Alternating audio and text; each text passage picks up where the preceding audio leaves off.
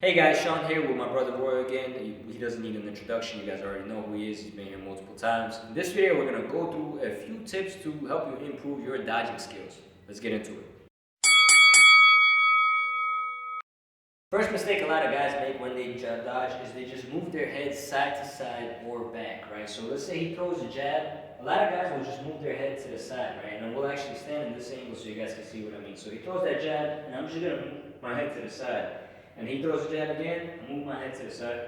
That's a huge mistake. What you want to do instead is you want to dodge into the punch, right? It may seem counterintuitive and maybe fearful for some of you guys who are new, but that's how you put yourself in an advantageous position, and that's the way you want to dodge because you get out of the way of danger, right? So if he throws his right hand, I don't want to just move my head to the side. What I want to do is I want to move my head into the punch, right? Because now there's minimal distance between me and him, and I'm on the inside, so I'm able to counter off any shots that I want, right? So as soon as he shoots that right hand, I go inside, and I can also use my head as a momentum changer, right? So if I dodge that punch, I can go here and use my head to move his arm out of the way and shoot that shot out of the way, right? Same thing when he throws his jab. If I go in, I can now use my head as a weapon, boom, to help me turn that shot over. So this next one, what you want to do is, if you're gonna pull back, right, which is usually not recommended in boxing, it goes against some of the fundamentals, but if you're gonna do it anyway, don't do it more than once, right? So if you're gonna do kind of a pull motion when somebody throws a jab at you, don't pull back again when another punch is coming, because you get yourself off balance and you're leaving yourself exposed for way too long with an open target, right? So if somebody throws a shot and you happen to pull back, if he shoots that right, go on the inside. Right? Because if you pull back more than once, he'll come once, and even if I get out of the way of that right hand, I'm vulnerable because I'm putting all that balance in my back foot, I'm off balance, and if he comes with that left hook and reaches for me, he'll have a better idea of a range because he just missed two, so he knows exactly where I am. He could meet me there with that left hook. That's how Anderson Silva got knocked out by Chris Weidman, just doing the funny dance, leaving his hands drop, and he got clipped with a light punch. It wasn't even a heavy punch, but it put his lights out, right? So you want to be wary of pulling back twice. If you're going to pull back, move your head off the center line for the second one and come on the inside and actually take advantage of the dodge. So for this next one, this tip is to not overcompensate. I actually want to get a little closer to the camera for this one so you guys can see what I mean. Right? So basically what a lot of guys do is, if let's say Roy throws a punch at me, right? What a lot of guys will do, let's say he shoots the right hand, they'll go here, right? And then let's say he shoots the left hook, they'll go here, right? What you're doing is you're wasting energy and you're not taking advantage of the distance. It's not good distance management, right?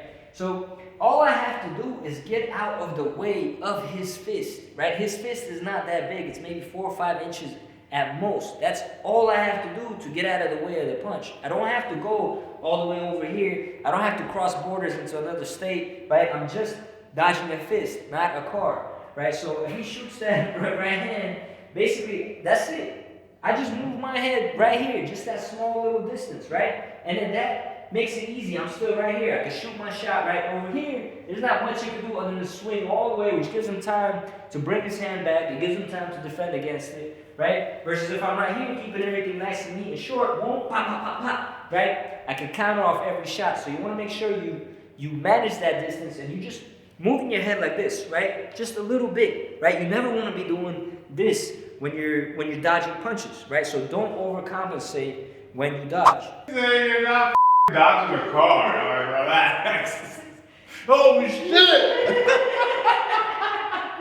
So this next tip is coming to you straight out of the Mike Tyson playbook, and that's to move unorthodox when you dodge, right? And this is especially true for after you finish a punch. So a natural rotation for when you throw like a left hook, for example, right? A lot of guys will throw a left hook and they'll roll out this way, right? What you want to do, and your opponent kind of learns to expect it. So if he blocks that left hook and you roll out this way to avoid his punches, he'll know you're coming here, so he'll try to counter you with the left hook, or he'll just get out the way over your next shot, right? So what you want to do is what Mike Tyson did. What Mike did was he would throw that left hook, and instead of rolling out the natural way, he would move in very unnatural way. So he'd throw the left hook to get you focused on this, and then he would roll under here and come back here. And this has two benefits, right? When I throw the left hook, normally they're going to want to counter with the left hook. So if I roll out this way, it doesn't do much for me, right? But if I throw the left hook and they try to counter me with the left hook, and I roll out this way, boom, I can catch them right over the top. And this works the same for the right hook, right? If I throw the right hook, move out this way. If I throw the right hand, move out this way. Move in unorthodox ways, not the typical natural motion. This takes lots of practice because it's awkward at first. But if you practice it, you will be able to move in the right direction with the punch rather than against it. Now, the way, guys, to get good at this is to practice it constantly. One of the things that I always preach is work on your defense as much as offense. Boxing is not a punching sport. It's a sport that requires hitting and not getting hit, right? Not getting hit is just as much a big part of it as the hitting. And what a lot of guys do, if you watch them shadow box or hit the bag, they're just throwing punches. They're working on their punches, but they're not moving their head. So a good thing to do is to move your head after every combination. This way you work on your defense as much as your offense. So you throw your punch, right? And then move your head, right? Every time you throw a 2-punch combination, boom, boom, boom. That way you're preparing not only your mind to perceive punches coming at you, but letting your body be fast enough to actually be able to do it.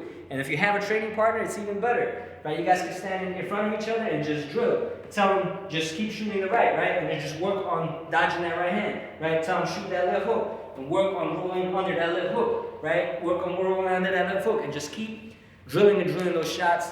It's gonna wire your body to be able to be good at dodging, and it's gonna wire your mind to be able to be good at dodging. As always, hope you guys enjoyed the video. If you did, jab that like button, hook that subscribe button. This is Roy Georges. I'm Sean with Brawl Brothers, and we'll brawl with you guys next time.